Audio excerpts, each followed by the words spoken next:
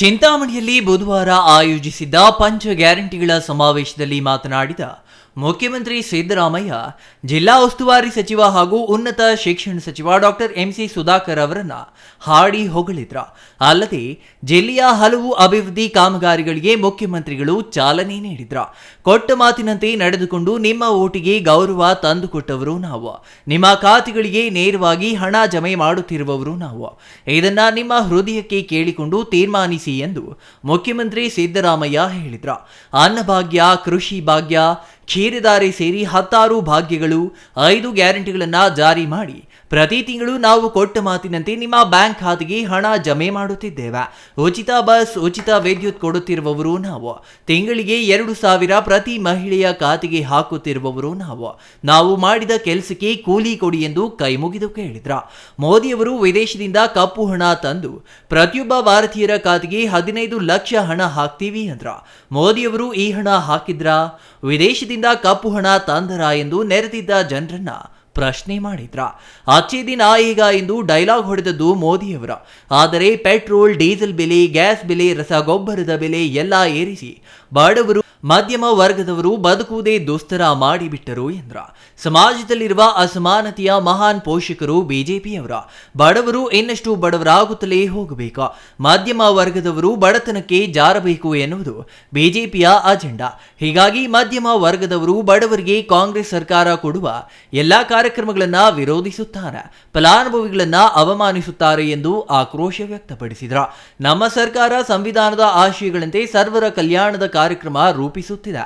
ನಮ್ಮ ಸಂವಿಧಾನ ಹಿಂದುಳಿದವರು, ದಲಿತರು, ಅಲ್ಪಸಂಖ್ಯಾತರು, ಮಹಿಳೆಯರು, ಯುವ ಸಮೂಹ ಸೇರಿ ಸರ್ವರಿಗೂ ಅವಕಾಶ ಕೊಡುತ್ತದೆ. ಈ ಅವಕಾಶಗಳನ್ನ ನಾಶ ಮಾಡಬೇಕು ಎನ್ನುವ ಕಾರಣಕ್ಕೆ ಬಿಜೆಪಿ ನಮ್ಮ ಸಂವಿಧಾನವನ್ನ ಬದಲಾಯಿಸಿ ಅವರ ಮನುಸ್ಮೃತಿ ಪರವಾಗಿ ಮಾತನಾಡುತ್ತಿದೆ ಎಂದ್ರ. ಮುಂದಿನ ಜನ್ಮದಲ್ಲಿ ಮುಸ್ಲಿಂ ಆಗಿ ಜನಿಸುತ್ತೇನೆ ಎಂದಿದ್ದ ಮಾಜಿ ಪ್ರಧಾನಿ ದೇವೇಗೌಡರು ಈಗ ಬಿಜೆಪಿ ಜೊತೆ ಸೇರಿಕೊಂಡು ಬಿಜೆಪಿ ಮತ್ತು ಮೋದಿಯನ್ನ ಹೊಗಳುತ್ತಿದ್ದಾರೆ. ಇವರನ್ನ ಹೇಗೆ ನಂಬುತ್ತೀರಿ ಎಂದು ಪ್ರಶ್ನೆ ಮಾಡಿದ್ರ. ಸಚಿವ ಡಾಕ್ಟರ್ ಎಂಸಿ ಸುಧಾಕರ್ ಅವರು ಹಿಡಿದ ಕೆಲಸ ಬಿಡುವವರಲ್ಲ. ಚಿಂತಾಮಣಿ ವಿಧಾನಸಭಾ ಕ್ಷೇತ್ರವನ್ನ ಮಾದರಿ ಕ್ಷೇತ್ರವಾಗಿ ಮಾಡಲು ಪಣತೊಟ್ಟು ಕೆಲಸ ಮಾಡುತ್ತಿದ್ದಾರೆ. ಅವರು ಚಿಂತಾಮಣಿ ಅಭಿವೃದ್ಧಿಗಾಗಿ ಹಲವು ಯೋಜನೆಗಳನ್ನ ರೆಡಿ ಮಾಡಿಕೊಂಡು ಬಂದಿದ್ದಾರೆ. ಅದೆಲ್ಲಕ್ಕೂ ಹಣ ಬಿಡುಗಡೆ ಮಾಡಲಾಗುವುದು, ಅನುದಾನ ನೀಡಲಾಗುವುದು ಎಂದು ಭರವಸೆ ನೀಡಿದ್ರ. ಯಾರು ನಿಮ್ಮ ಬದುಕಿನ ಪರವಾಗಿ ಇದ್ದಾರೋ ಅವರನ್ನ ಲೋಕಸಭಾ ಚುನಾವಣೆಯಲ್ಲಿ ಗೆಲ್ಲಿಸಿ ಎಂದು ಕರೆ ನೀಡಿದ್ರ. ಯೂನಿವರ್ಸಲ್ ಬೇಸಿಕ್ ಇನ್ಕಮ್ ನೀತಿ ಅಡಿನಲ್ಲಿ ಈ ಸಮಾಜದ ಬಡವರಿಗೆ ಕೊಂಡ್ಕೊಳ್ತಕ್ಕಂಥ ಶಕ್ತಿಯನ್ನು ಹೆಚ್ಚು ಮಾಡಬೇಕು. ಅದಕ್ಕೋಸ್ಕರ